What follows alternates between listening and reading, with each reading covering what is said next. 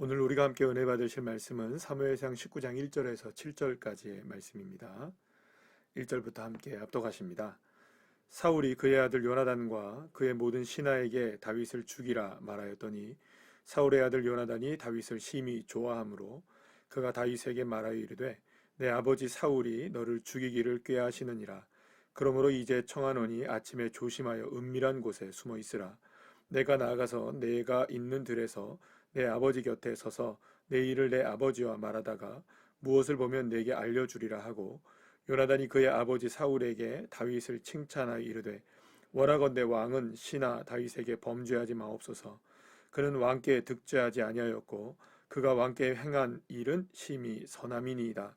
그가 자기 생명을 아끼지 아니하고 블레셋 사람을 죽였고 여호와께서는 온 이스라엘을 위하여 큰 구원을 이루셨으므로 왕이 이를 보고 기뻐하셨거늘 어찌 까닭없이 다윗을 죽여 무죄한 피를 흘려 범죄하려 하시나이까. 사울이 요나단의 말을 듣고 맹세하되 여호와께서 살아계심을 두고 맹세하거니와 그가 죽임을 당하지 아니하리라. 요나단이 다윗을 불러 그 모든 일을 그에게 알리고 요나단이 그를 사울에게로 인도하니 그가 사울 앞에 전과 같이 있더라. 아멘. 할렐루야. 사울이 계속해서 다윗을 죽이려고 하는 이런 일들이 진행되면서 사울의 아들 요나단이 이 일을 막아서게 됩니다. 특히 요나단이 보기에도 이 일은 부당하다는 것을 분명히 알게 되었던 것이죠. 그래서 다윗에게 이야기합니다. 다윗, 내가 너에게 변호를 할 테니까 이제 사울 왕 아버지에게 이야기를 해서 변호를 할 테니까 너는 좀 있어라, 좀 피해 있어라. 내가 잘 이야기하고 오겠다라고 이야기합니다. 그리고 실제로 요나단은 아버지 사울에게 가서 조목조목 하나하나를 이야기를 하게 됩니다. 도대체 다윗이 지금 왕에게 아버지 사울에게 잘못한 것이 무엇이 있느냐? 오히려 자신의 생명을 바쳐가면서 블레셋 사람을 죽였고 최선을 다해서 왕을 섬긴 일이 전부인데 어떻게 해서 그렇게 선한 사람에 대해서 이렇게 죄를 지으려고 하시느냐? 정확하게 이야기를 하고 있는 거죠. 그리고 또한 여기서 중요한 것 한 가지를 이야기하죠. 온 이스라엘, 오늘 5절 말씀에서 온 이스라엘, 여호와께서는 온 이스라엘을 위하여 큰 구원을 이루셨다. 그러니까 이건 정확한 얘기입니다. 말하자면 다윗이 앞서 행했지만 다윗이 이긴 것이 아니라 여호와께서 다윗을 통하여서 이렇게 행하신 일이다라는 것을 분명하게 이야기한 것이죠. 그러니까 만약에 다윗을 해고자 한다거나 다윗을 해치려고 한다고 했을 때 그것은 단지 다윗 한 명에 대한 문제가 아니라 여호와 하나님께서 구원을 이루신 것을 거부하고 하나님의 역사를 거부하는 것이라는 것을 은연중에 이 요나단이 분명하게 아버지 사울 왕에게 이야기한 것이라고 할 수가 있습니다. 그렇습니다. 지금까지 다윗이 행했던 모든 일들은 여호와께서 이루신 큰 구원의 역사였습니다. 다윗의 역사가 아니었던 거죠. 하나님의 역사였던 겁니다. 그러면 사울도 무엇을 바라봐야 됐을까요? 그렇죠. 하나님의 역사로 바라봐야 했던 것입니다. 사울 개인의 모습으로 바라보면 이것이 사울의 공이지만 하나님의 역사로 바라본다면 하나님의 역사, 하나님의 공이 되실 수 있는 것입니다. 그러면 관점이 달라지고 바라보는 바가 달라지면 문제도 해결될 수 있는 겁니다. 사울이 지금 실패하고 있는 이유는 어디 있습니까?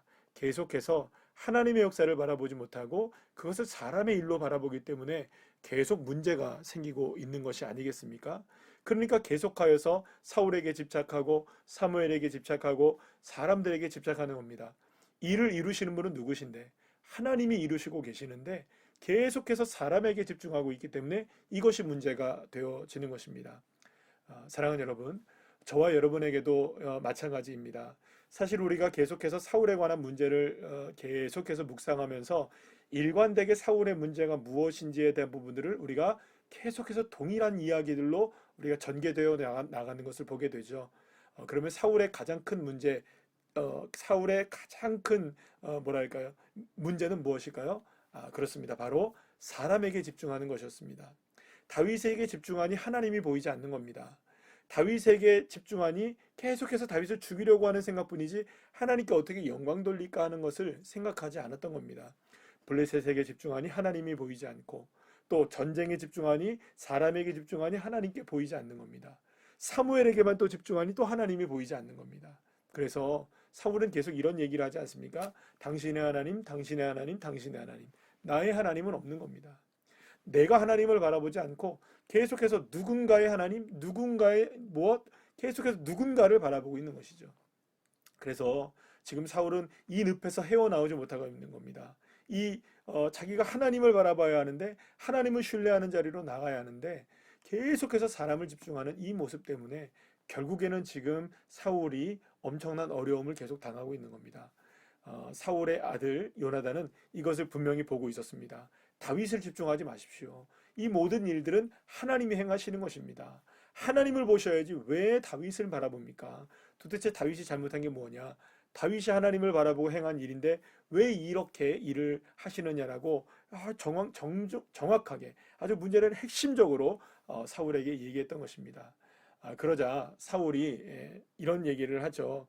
6절 말씀에 이런 얘기를 합니다. 사울이 요나단의 말을 듣고 맹세하되 여호와께서 살아계심을 두고 맹세하거니와 그가 죽임을 당하지 아니하리라, 이렇게 얘기합니다. 여러분, 지금 사울은 누구의 이야기를 하고 있습니까? 하나님을 이야기하고 있습니다. 하나님께 맹세하겠다. 하나님께 맹세하겠다. 그리고 사울은 다윗을 죽이지 않겠다. 사실 여기서도 좀 애매하게 얘기합니다. 죽임을 당하지 아니하리라. 뭐 이렇게 조금 애매하게 얘기를 하는데, 어쨌든 중요한 건 뭐냐면 여기서 사울이 누구를 맹세하고 있다는 겁니까? 이 일을 하나님께 맹세를 하고 있다는 거예요. 그러면 여러분, 맹세라는 게 뭡니까?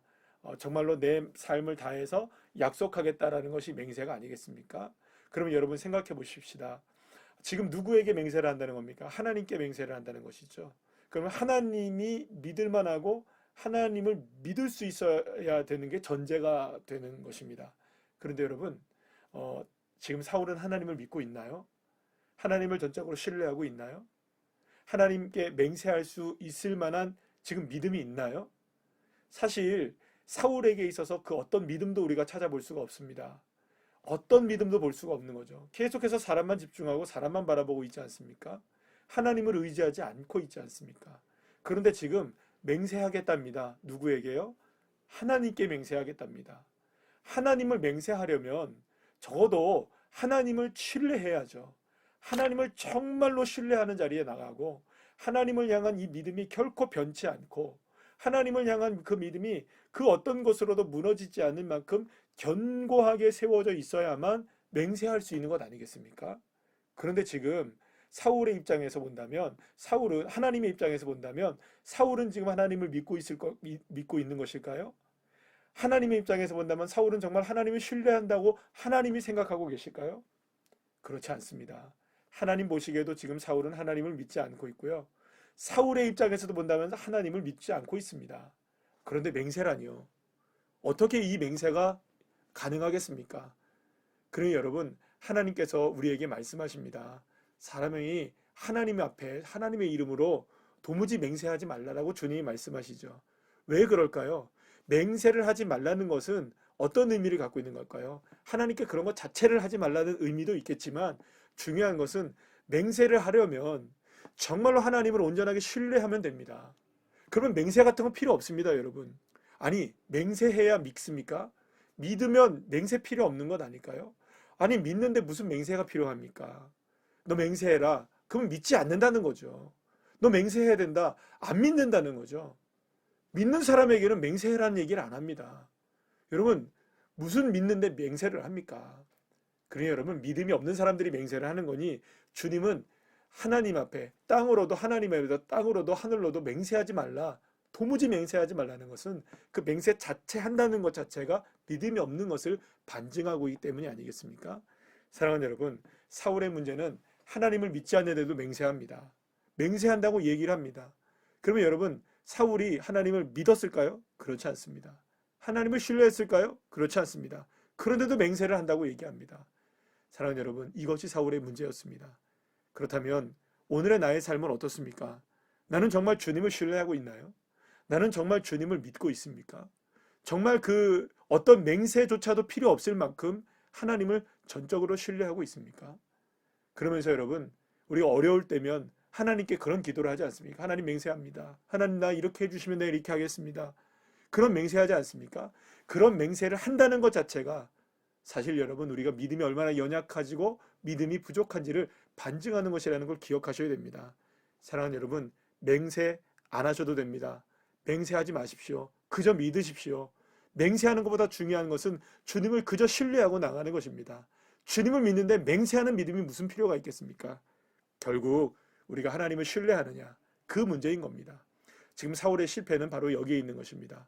하나님을 믿지도 않으면서 맹세는 한다고 얘기합니다. 그러니 그것은 믿지 않는다는 것을 의미한다는 것이죠. 사랑하는 여러분, 주님을 신뢰하십시다. 오늘 하루의 삶 속에서 우리의 삶에 어떤 일이 펼쳐지든 우리의 삶이 주님을 신뢰하는 자리로 나가면 그때 깨어나는 것이죠. 하나님, 나 오늘 주님을 믿고 나아갑니다. 하나님을 신뢰합니다. 내가 주님을 바라봅니다. 내가 그 어떤 것에 얽매이지 않고 신령과 영과 진리로 주님을 바라보며 주님 앞에 예배자로 서고 주님을 믿는 믿음으로 날마다 나가겠습니다. 그런 믿음의 고백들을 통해서 오늘도 하루 정말로 승리하시는 귀한 자녀들 한 분 한 분들 다 되시기를 간절히 축복합니다.